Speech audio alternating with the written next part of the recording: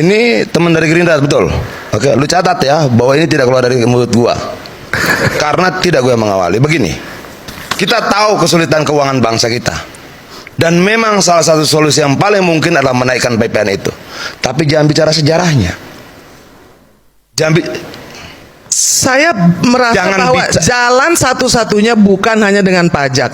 Kalau koruptor-koruptor itu dirampas asetnya, mungkin bisa lebih banyak dari pajak. Satunya Ibu, dari pajak yang didapat. Saya katakan salah satunya adalah pajak. Tapi saya tidak mau berbicara tentang sejarah dari undang-undang itu.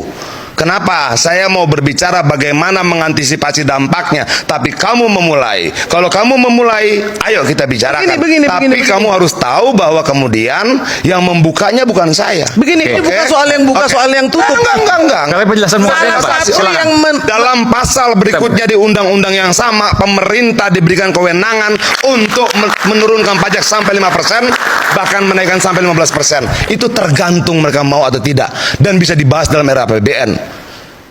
Jangan. Makanya saya maunya kita bicara, oke, ini ekonomi berat.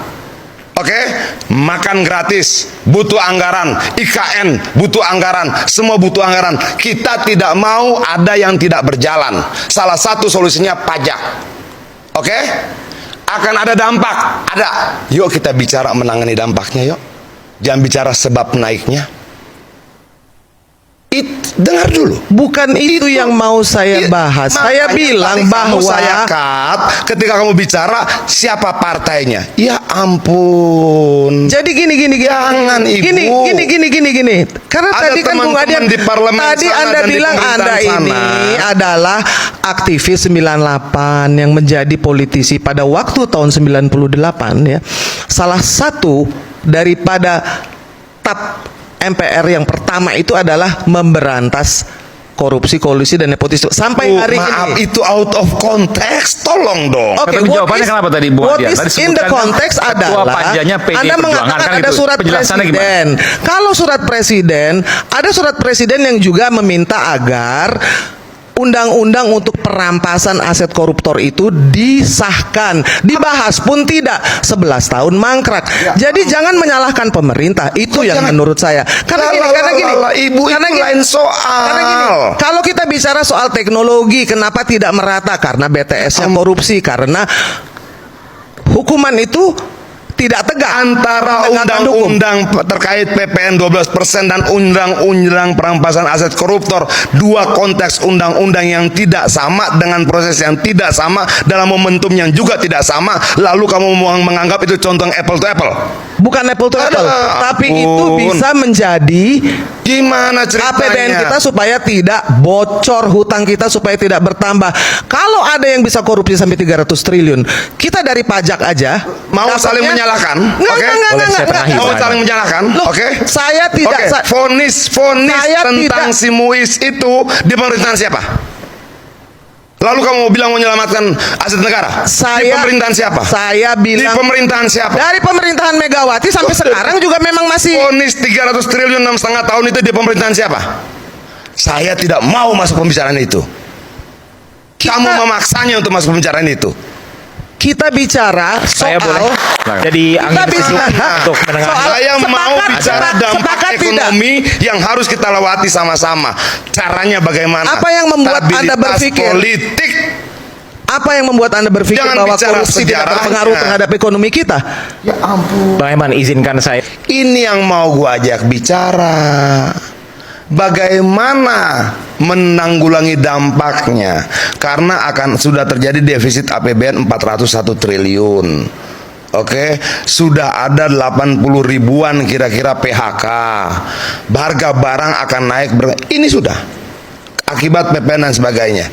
Akan ada problem ke depan. Yuk kita bicara bagaimana cara menghadapi itu. Jangan bicara siapa partainya, siapa ketua panjanya. Begitu itu dikutik, oke, kita akan bicara yang lain lagi. Kenapa? Teman-teman kami di Banggar sudah datang menghubungi saya. Yan, ini berat. Jangan bicarakan itu, kita bicara mitigasinya. Kita bicara ini berat, gak ketolong kalau nggak pajak nggak naik. Tapi kalau begitu, oke, saya diam. Ayo kita cari ayo kita duduk sama-sama berpikir bagaimana menghadapi problem-problem ke depan, mitigasi dari kemiskinan dan dampak-dampak kenaikan pajak segala macam. Saya setuju. Tapi jangan dibuka lagi. Ketua panjanya siapa? Oke, kembali lagi di channel GR 2045. Salam inspirasi, salam NKRI, harga mati. Nah, jadi teman-teman, di sini kita akan membahas sedikit mengenai kenaikan PPN 12% yang saat ini pesat naik 12%. Tentunya ini sangat berat bagi masyarakat kita. Nah, sebelum kita bahas, tentunya teman-teman juga sudah memahami apa yang disampaikan oleh saudara kita Andian Napitupulu dan saudari kita Irma Huta Barat. Tentunya perdebatan mereka sangat menarik dan berdiskusi yang seharusnya kita tidak tahu, dan sekarang kita mengetahui soal kenaikan PPN 12%. Teman-teman, kalau kita lihat memang perdebatan tersebut memang banyak hal-hal yang harus kita ketahui mengenai situasi politik saat ini. Perdebatan panas ini diawali tahun 2025, itu bulan 1 Januari, dan teman-teman melihat kenaikan PPN ini pun dimulai nanti di bulan 1 Januari. Nah, teman-teman, di sini kita akan membacakan komentar dari saudara-saudara kita mengenai perdebatan antara Andian Napitupulu dan saudara kita dan saudari kita Irma Huta Barat. Dari saudara kita Bintan 99. Kenapa PPN 12% sekarang diberlakukan? Karena bangsa Indonesia sedang di defisit keuangan.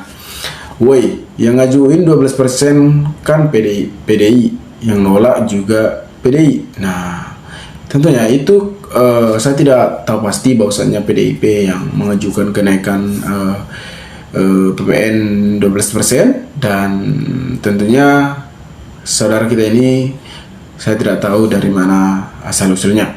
Bu Irma belajar dulu sama Bung Ardian, memahami konsep yang dibahas. Tentunya apa yang disampaikan oleh Andian tersebut terhadap Ibu Irma ini sangat benar, yang seharusnya tidak membahas sejarah, tetapi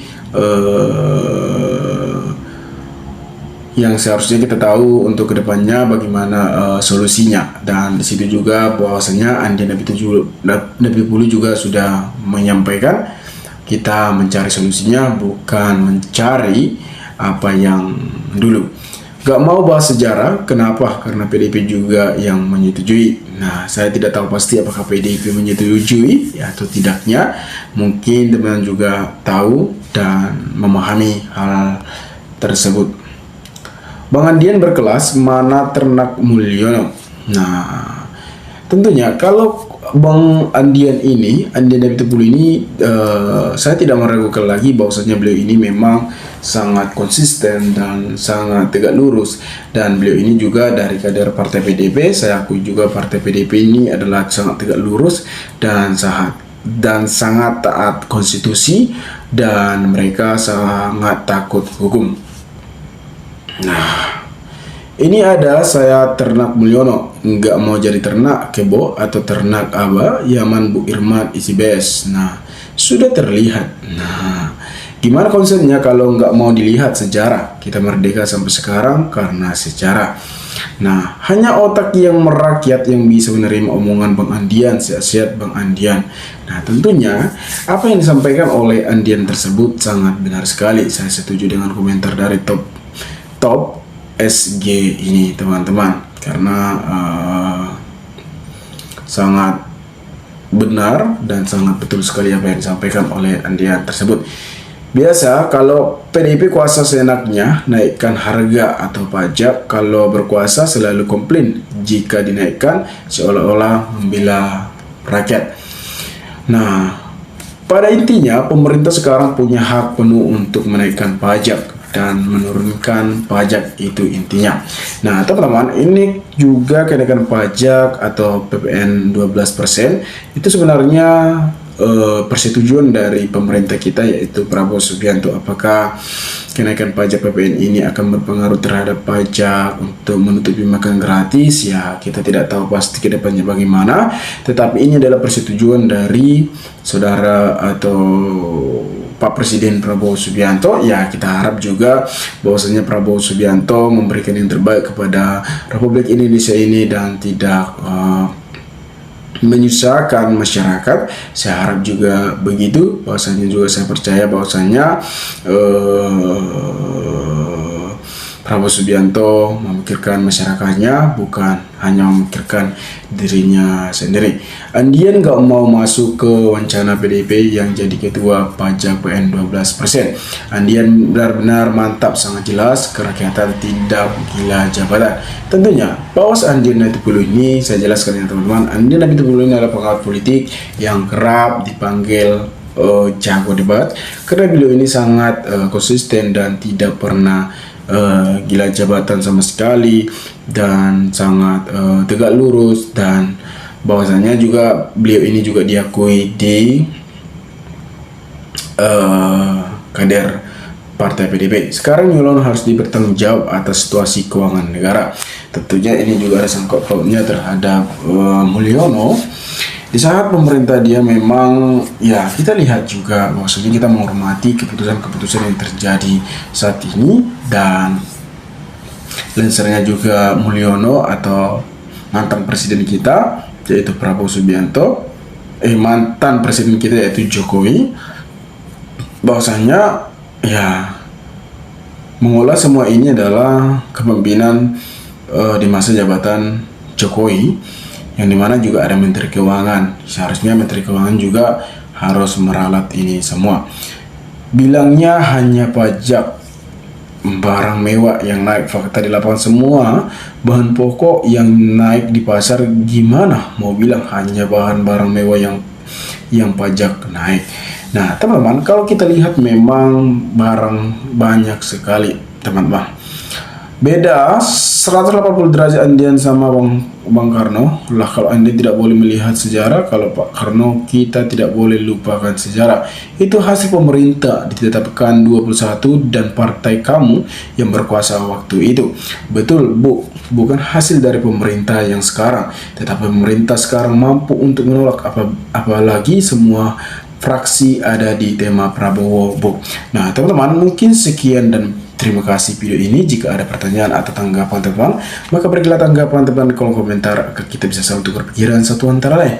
Salam inspirasi, salam NKRI GR 2045 melaporkan.